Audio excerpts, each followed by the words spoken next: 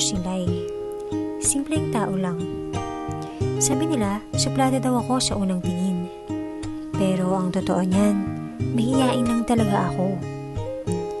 Nag-aral ako noon sa New Era University. Along the way, I've met a lot of friends. Then I met this guy. Naging classmate ko siya. Friend, cheatmate, at manly. As in, manliligaw. Pero, hindi ko pa rin siya sinagot kahit na crush ko siya. Pa-hard to get lang. Until nag-transfer ako ng school at patuloy pa rin ang kanyang pangliligaw. Ang kulit. Siya, si Sunny.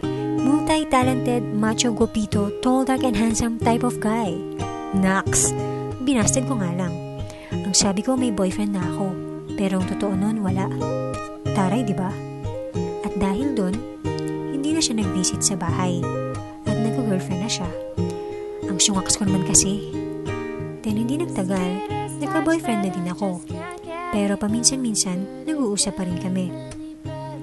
After college, nag-try ako maghanap ng work as IT. Then after a while, tumanggap na rin ako ng provincial project sa Iloilo.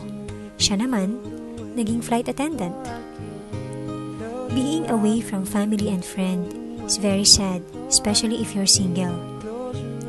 One time, humingi na ako ng sign na kung sino man ang lalaking pupuntahan ako sa Iloilo ay siya na yun. Then one night, I received a call. Hello? Sino to? Lai? Si Sunny to. Oh my God, I was so kilig to the bones. Teka, paano mo nakuha yung number ko? Ito palang ate ko ang dahilan. Nung di makita ni Sunny ang account ko sa Friendster, minessage niya ate ko para kunin number ko. Oo, sa Friendster.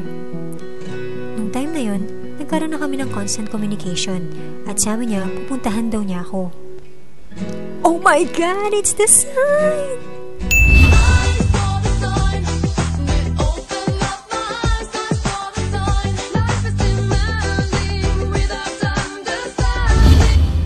Then I found myself walking towards the arrival area ng airport para sunduin siya.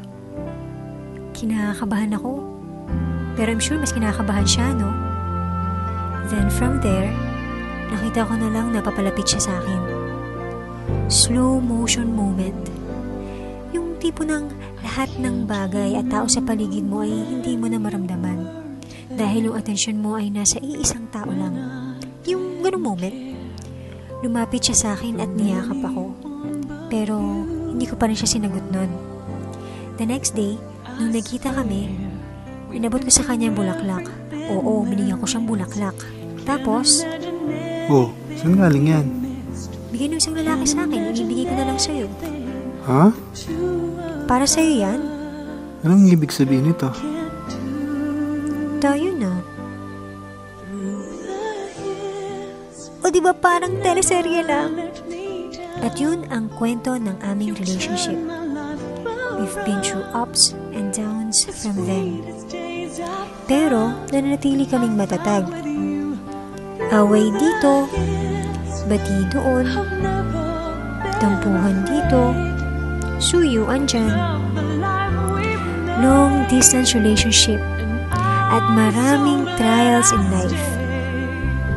But now, we're happy and glad to say that we just got married.